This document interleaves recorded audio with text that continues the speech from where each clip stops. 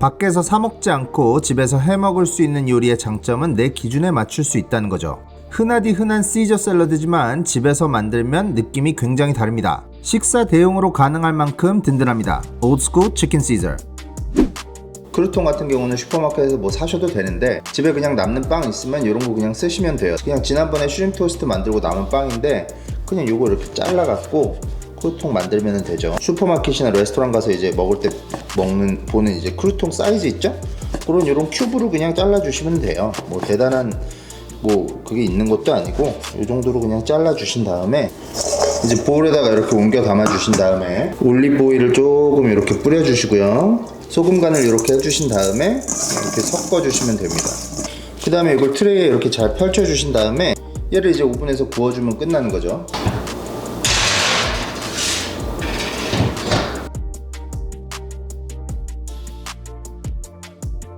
자, 우선 로메인부터 손질을 할게요. 로메인을 손질을 하는 방법은 요 끝에 이렇게 지저분한 너덜너덜한 이파리는 이렇게 날려주시고요. 요거는 이제 안 쓸 겁니다. 그리고 이 붙어있는 헤드를 기준으로 어떻게 하시냐면은 요렇게 열 십자로 칼집을 넣어주세요. 그러니까 요 위에는 꼭다리는 붙어있는 상태로 칼집을 넣어주시는 겁니다. 그 다음에 이 상태에서 한 약 2cm 간격으로 이렇게 잘라주시면 되겠죠. 그래서 로메인은 그냥 보울에 담아주시고 먼저 잘라 놓으실 경우에는 당연히 차갑게 냉장고에 보관을 해주셔야 되고요. 자, 이건 샬롯인데 양식에서는 드레싱을 만들 때 양파보다는 샬롯을 선호를 해요. 양파는 좀 맛이 너무 강할 수가 있어서 가급적 샐러드 드레싱에는 샬롯을 많이 쓰는데 샬롯을 구하시기 만약에 힘들다 그렇다면 양파를 사용하셔도 무방합니다. 근데 어차피 그렇게 많이는 필요는 없습니다. 샬롯이 드레싱에 들어가는 거기 때문에 가급적 이렇게 좀 잘게 잘라주시고요. 이 정도면 충분하고요. 마늘 같은 경우도 조리를 안 한 생마늘을 쓸 거고 드레싱이기 때문에 그렇게 많이 넣지는 않을 건데 다진 마늘이 있으시면은 그걸 그냥 사용하셔도 무방하고요. 근데 저번에도 말씀드린 바와 같이 마늘 직접 바로 다져서 쓰는 게 마늘 향이 훨씬 더 좋게 나기 때문에 저는 이렇게 직접 다져서 쓰는 걸로 선호를 하고요. 자, 이제 엔초비 같은 경우는 총 제가 3필레를 쓸 거예요. 그러니까는 3마리가 아니라 1.5마리죠. 그러니까 쉽게 얘기하면은 엔초비 같은 경우도 똑같이 굉장히 잘게 썰어 주시면 되겠습니다. 이게 생선을 씹어서 그 맛을 느끼려고 하는 게 아니라 정말 여기 엔초비가 갖고 있는 그 감칠맛만 드레싱에 추가를 하는 거거든요. 그러니까는 이 잘 씹히지 않을 정도로 굉장히 잘게 다져 주시면 되겠습니다. 자, 레몬 같은 경우는 이제 주스가 필요한데 많이는 필요 없고 한 2테이블스푼 정도 필요한데 일단 한번 즙을 바로 짤게요.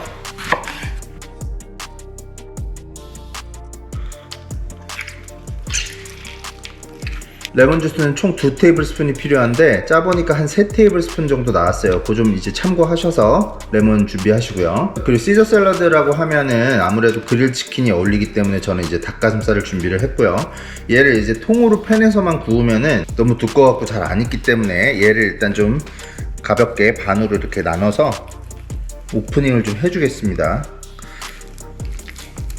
자, 그리고 오늘 판체타도 준비를 했습니다. 이탈리아 애들이 먹는 베이컨이죠. 근데 이게 없으시면은 그냥 일반 베이컨 구워 갖고 쓰셔도 되고요.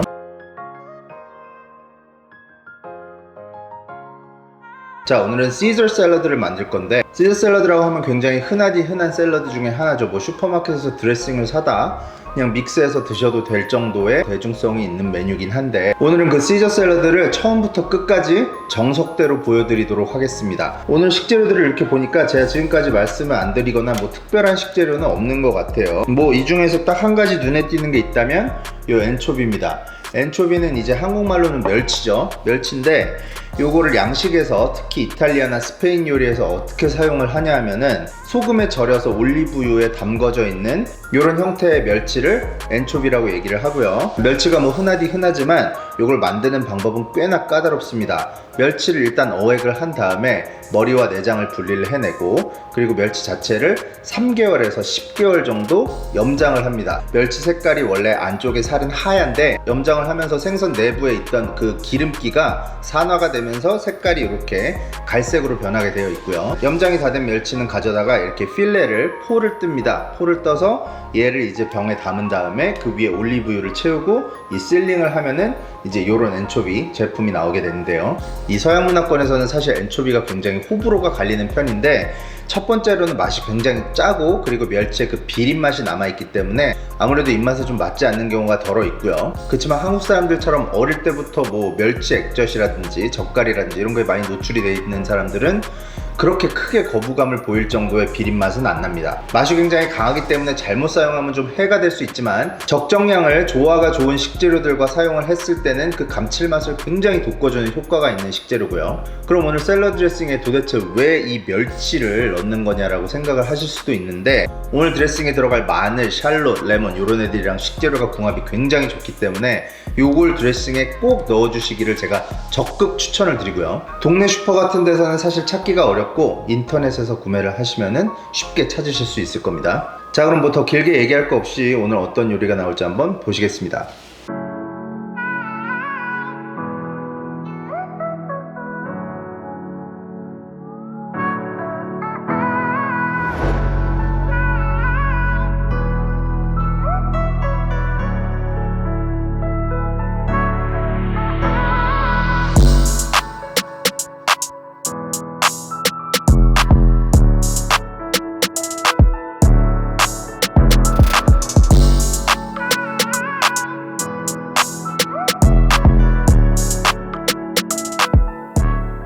자, 이제 샐러드 만들겠습니다. 재료가 되게 많은데 이거를 잘 보시고 따라 하시기 바랍니다. 마늘을 한 테이블 스푼 넣어주시고요. 이거는 이제 그 엔초비 잘라놓은 거 이것도 넣어주시고, 샬롯 잘라놓은 것도 한 테이블 스푼을 넣어주시고요. 여기에 우스터 소스 반 티스푼을 넣어주시고요. 레드와인 식초를 2 테이블 스푼을 넣어주시고요. 디존 머스터드는 한 티스푼 넣어주시고요. 레몬 주스는 2 테이블 스푼.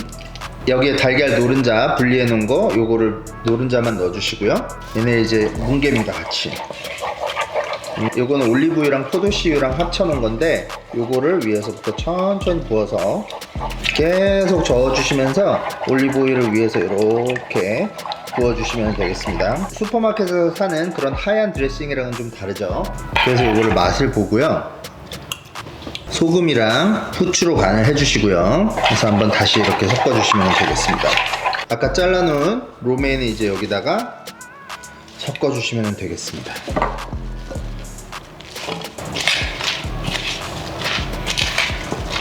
이 정도면은 양이 한 4분 정도 같이 나눠서 드시기에 충분한 양일 거예요.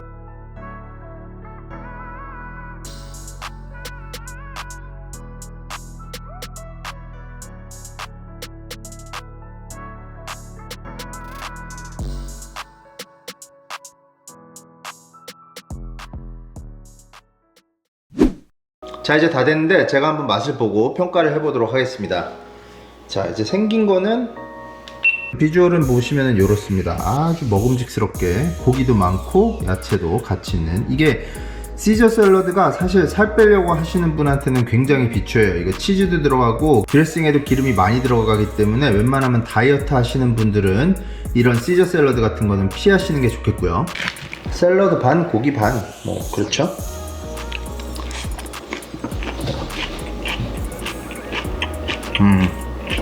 역시 다릅니다. 치즈를 조금 더 쳐갖고 먹을게요. 이게 확실히 사서 먹는 시저 드레싱이랑은 확실히 차이가 있어요. 일단 오늘 제가 쓴 레시피는 계란 노른자가 하나밖에 안 들어갔거든요. 계란 노른자 비중이 너무 높아버리면 마요네즈 같은 맛이 많이 날 것 같아서 일단 한 개만 썼는데, 그게 제 생각에는 오늘 시저 샐러드에서 긍정적인 효과를 주지 않았나 싶고요. 일단은 드레싱에서 엔초비 맛은 전혀 안 나고요. 크루통 같은 경우는 물론 사워도우 기준입니다. 이거를 오븐에서 15분 정도 조리를 했더니 겉에는 바삭하고 속은 살짝 쫄깃한 감이 있어서 굉장히 식감이 좋고요.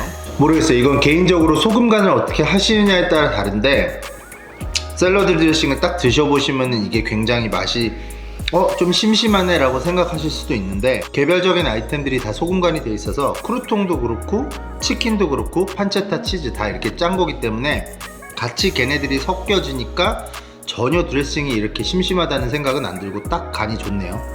이 올리브유 같은 경우는 어떤 제품을 쓰시냐에 따라 좀 다를 수 있는데, 올리브유만 쓰면은 굉장히 좀 쓴맛이 날까봐 제가 일부러 이제 그 포도씨유랑 섞었잖아요.